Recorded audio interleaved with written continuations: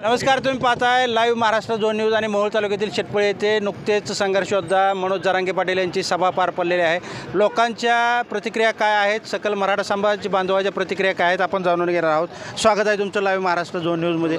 काय सांगाल आजच्या सभेबद्दल? आजच्या सभेबद्दल सर, मनोजदादांनी जी भूमिका घेतली त्याला एक जाहीर पाठिंबा म्हणून आम्ही या सभेला हजेरी लावलेली आहे। तर मनोजदादांनी जी काय आज लढा उभा केला आहे त्या लढ्याला पूर्णतः यश यावं ह्यासाठी एक आमचं कर्तव्य आहे की त्यांच्या पाठीशी राहणं हे आमचं कर्तव्य समजून आम्ही त्यांच्या पाठीशी राहिलो आहे। तर त्यांच्या ही एक साधी एक जनसंवाद बैठक होती, तर त्याला एक सभेचं रूप आलं होतं। तर त्या सभेचं रूपांतर कायमस्वरूपी त्याच पद्धतीनं राहावं आणि आपल्या आरक्षणाच्या मागणीला यश यावं ही आमची प्रामाणिक मागणी आहे। आणि ती सविस्तर मागणी मनोजदादांनी आजपर्यंत कुणीही मागितली नव्हती, ती मनोजदादांनी त्यांच्या विचारातून प्रकट केली आहे जनतेत। तर ती जनतेला पूर्णतः मान्य आहे, ते आम्हाला मान्य आहे म्हणून आम्ही आजपर्यंत 6 महिने झालं हे आंदोलन चालू आहे। त्या आंदोलनाला पाठिंबा म्हणून आम्ही एक त्या आंदोलनाचा भाग म्हणून आम्ही आज प्रत्येक ठिकाणी हजेरी लावतोय।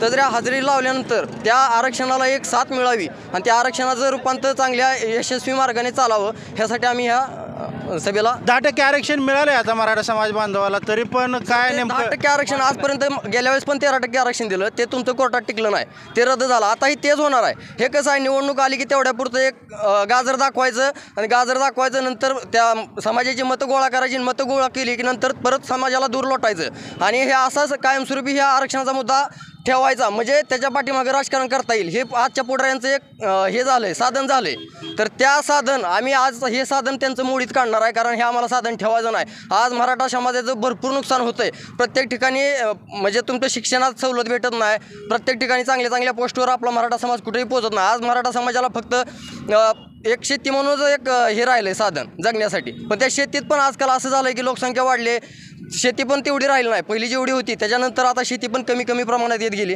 तर त्या शेतीच्याही जीवावर काय आता मराठा समाज जगू शकत नाही, त्यामुळं आपल्याला आरक्षणाची गरज आहे। तरी सर्व समाज त्यांना साथ देतोय, ती साथ अशीच कायम ठेवावी ही मी आता लोकसभा आणि विधानसभेच्या निवडणुका येत आहेत, मराठा बांधव म्हणून एक काय भूमिका असं आपली राहणार आहे? मराठा बांधव म्हणून आमची एकच भूमिका आहे की आमच्या आरक्षणाला जर साथ भेटली सरकारची तर ह्या सरकारला काय असेल ती साथ भेटेल समाजाची, नसेल तर अन्यथा साथ भेटणार नाही। मराठा समाज आता जागोजागी ज्या त्या पद्धतीनं त्यांना रिप्लाय द्यायलाच लागलेला आहे। हा रिप्लाय कायमस्वरूपी तीव्र त्यांनी जर तीव्र करायला भाग पडलं तर हा समाज कधीही तीव्रच होत जाणार आहे, कारण आजपर्यंत मराठा समाजाची एक खासियत आहे की मराठा समाज हा कधीच तुम्हाला असं म्हणजे सवलतीनं दिली, तुम्ही तेवढं ते साथ दिली तर ती सवलत मराठा समाजाने तुम्हाला दिली। पण आता मराठा समाज तुम्हाला सवलत देणार नाही, त्या सवलतीचं तुम्ही आजपर्यंत सोनं केलं आहे, आता तुमच्यावर वेळ आली, तुम्ही मराठा समाजाला काहीतरी सवलत देऊन तुम्ही त्याचं सोनं करून घ्या आणि तुम्ही तुमच्या पद्धतीनं जागा, आम्ही आमच्या पद्धतीनं जगतो। तुम्ही आणि काय सांगाल आजच्या मनोज जरांगेची आता जनसंवाद बैठक संपन्न झाली आहे, 2-3 शॉट त्यांनी सरकारवरती टाकलेले आहेत, 2-3 शब्द त्यातले मराठा समाज बांधवानं त्या शब्दाला प्रतिसाद दिला आहे, काय सांगाल तुम्ही? मी जाधववाडी तालुका पंढरपूर, त्यांनी घेतलेला निर्णय ही योग्यच आहे इथं आणि त्यांच्या मागं पूर्ण मराठा ही साथच करणार आहे आणि करतच राहील। त्यांचं योग्य निर्णय आहे त्यांनी जे घेतलेला आहे। माझी मुलगी ज्यावेळेस 12वीला होती ना त्यावेळेस 72% होती मार्क तिला, आणि इतर OBC ही असेल तिला 60% होती, तिथं पहिल्या फेरीत ती बसली, माझी मुलगी बसली नाही। ज्यावेळेस मुलगी आपलं 80-90% ज्यावेळेस आपल्या मुलाला ज्यावेळेस मार्क पडते ती त्यावेळेस त्यांच्या वडिलाला कळतं की बाबा आपण आरक्षण ही काय आहे काय नाही परिस्थिती काय। एवढंच बोलत माझे। आता आत्याबाई मावशीबाई शब्दाचा प्रयोग झाला आहे, काय सांगाल? आत्याबाई मग त्यांचं ती ही योग्य आहे त्यांचं बोलणं, आणि त्यांनी जे टार्गेट केलं आहे ही सरकारला ही योग्य त्यांचा निर्णय आहे। तर मी त्यांचं ज्यावेळेस अंतरवालीत त्यांनी ती ही केलं, त्यांनी पश्चाताप केला, मी सागर बघल्यावर जाईल, मला योग्य वाटलं। साहेब तुम्हाला सांगतो, माझ्या डोळे मी पांडुरंगाला एकच विनंती मागितली की आयुष्य भरपूर द्या ह्यांना, त्यांनी पश्चातापच करून घेतला।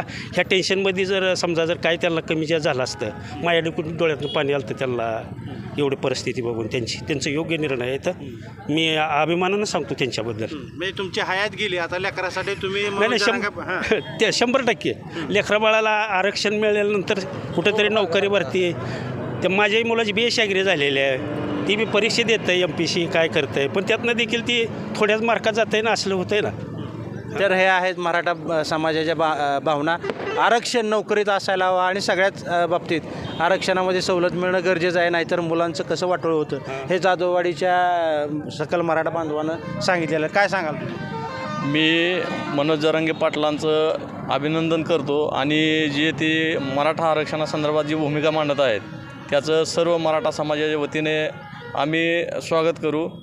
आणि मी माझं स्वतःचं उदाहरण देतो. 2008 साली मी पोलीस भरतीला उभा राहिलेलो होतो. त्यावेळेस मला 151 मार्क होती आणि 151.53ला मेरिट लागलं. त्यावेळेस मी अर्ध्या मार्कानं बाहेर निघलो आणि माझ्यापेक्षा कमी मार्क असणारा ओबीसी समाजाचा बांधव ज्याला 18-22 मार्क अशी कमी होती ती मुलं भरती झाली आणि मी फक्त अर्ध्या मार्कानं बाहेर निघलो. तर ही आरक्षणाचं महत्त्व आहे का? तर तुम्हाला ओपन कॅटेगरीमध्ये असाल तर तुम्ही अर्ध्या मार्कानं जाऊ शकता, एका पॉईंटनं जाऊ शकता. आणि आरक्षणामध्ये असाल तर तुम्हाला 100% नोकरी हमी आहे. जरी तुम्हाला 4-2 ओपन कॅटेगरीपेक्षा मार्क कमी पडली तर तुम्ही 100% नोकरी मिळवू शकता. अशा पद्धतीनं आरक्षण ही काळाची गरज आहे.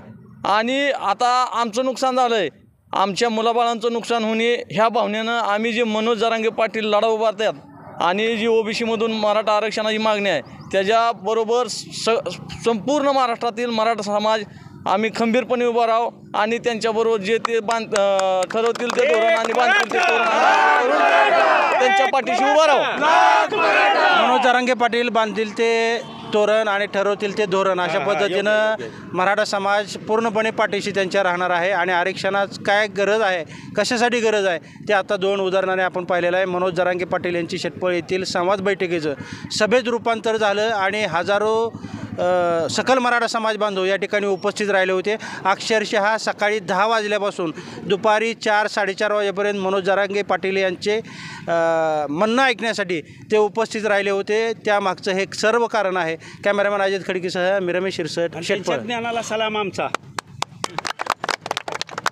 मराठा.